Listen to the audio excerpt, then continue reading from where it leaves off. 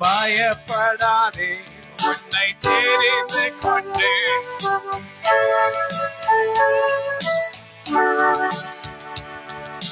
பெயருக்கு நான் உன்னை அழைத்தேன். என் அருமை தேவ பிள்ளைகளே, உங்களுக்கு நான் பாட்டு பாடல, பிரசங்கம் பண்றேன்.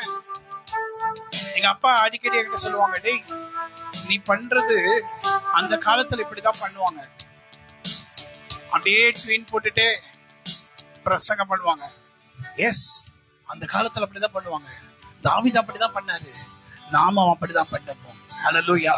கர்த்தருடைய ஆவியானவர் நம்ம மேல் இருக்கிறார். நான் ஒண்ணு சொல்லுவேன், நமக்கு நாம் பிரோஜனமா இருக்கிறோமோ இல்லையோ, நம்முடைய குடும்பத்துக்கு நாம் பிரோஜனமா இருக்கிறோம், கண்டிப்பா இருப்போம். ஆனா அநேருக்கு நாம் பிரோஜனமா இருக்கபடி கர்த்தர் நம்மை வைராக்கியத்தோடு அழைத்தார். உன்னை உன்னை உன்னை உன்னை உன்னைதான் நான் பேர் சொல்லி அழைத்தேன். நானா நானா என்று நீங்க திகைப்பீங்க. எஸ், உங்களதான்.